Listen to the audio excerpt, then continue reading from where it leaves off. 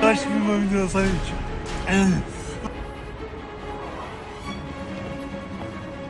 Тоқтат. Башың көтер. Фамилия, имя? Кашф Мамедин. Аты айт. Кашф Мамедин. Төрөлгөн жылың? 2883.